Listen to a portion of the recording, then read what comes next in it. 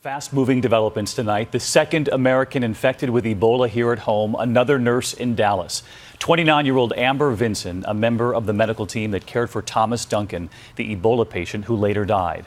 Those images coming in just a short time ago, that nurse being rushed to the airport in Dallas to be flown to Atlanta, where she will now be cared for in a biocontainment unit. We have exclusive images tonight from inside that plane, our team there, as the call came in for that flight crew that is now rushing her to Atlanta. We were shown the plastic protection inside the plane. There are many questions tonight. This new nurse had flown across the country not knowing she was sick. Did authorities ever tell her that her colleague, that other nurse, was she ever warned not to get on a plane? Meantime tonight, Frontier Airlines and the CDC scrambling to track down the other passengers on that flight from Cleveland to Dallas. As we ask, when was the plane decontaminated? Because it flew for 5 more flights. President Obama speaking moments ago, convening an emergency meeting at the White House, and one Dallas official saying tonight they are preparing for more possible Ebola cases, calling it a very real possibility. We do have team coverage here this evening, and we begin in Dallas with ABC's Tom Llamas tonight. Tom, good evening. David, good evening. We're told Amber Vinson is ill, but not seriously ill. The CDC deciding today 2 Ebola patients at this general hospital, too many.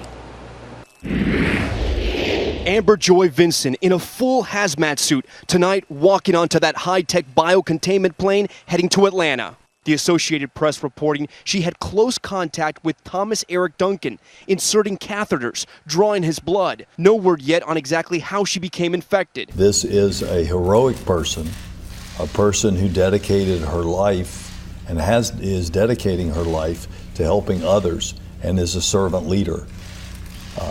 This is a person with their life before them. Last Friday, 2 days after Duncan died, Amber Vinson flying to Cleveland to visit her mother and plan her wedding. But while she was there, back in Dallas, her fellow nurse, Nina Pham, developing a fever, going to the hospital, diagnosed with Ebola. The very next day, Vinson getting on a Frontier Airlines flight with 132 other passengers and flying home to Dallas. The CDC tonight trying to track down those travelers. Then yesterday, troubling news. Vinson developing a fever, driving herself to Texas Health Presbyterian Hospital. Within 90 minutes, she was in isolation. Tonight, a new journey. This specially outfitted plane flying Vinson to Emory. Look at these exclusive images. The isolation room inside, the stretcher for the patient, separate quarters for the medical team, everything sealed to avoid contamination. In Dallas today, Vinson's neighborhood on edge. Police knocking on 300 doors before sunrise to tell neighbors of the Ebola patient living among them. Juan Quesada had an officer on his 6 a.m. When I read here that the likelihood of contracting Ebola is extremely low, it kind of concerns me because right now it's knocking on my door. Tonight, those 75 healthcare workers who treated Duncan still being monitored. The Dallas mayor warning more Ebola cases could emerge. It may get worse before it gets better, but it will get better.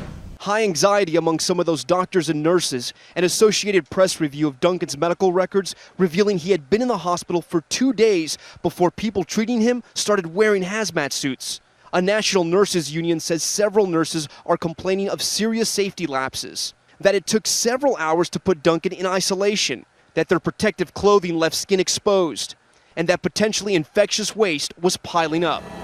The hospital vowing to respond to those concerns. Right now, they're focused on treating Nina Pham, still in good condition, video chatting with friends. She's just so positive. She doesn't feel and have any doubts about her care or anything like that. Last night, Pham even called to check on her dog Bentley, now in quarantine himself. And David, tonight, besides the CDC's special Ebola response team, experts from Emory University have flown in just to treat Nina Pham. David? Tom Llamas leading us off tonight. Tom, thank you.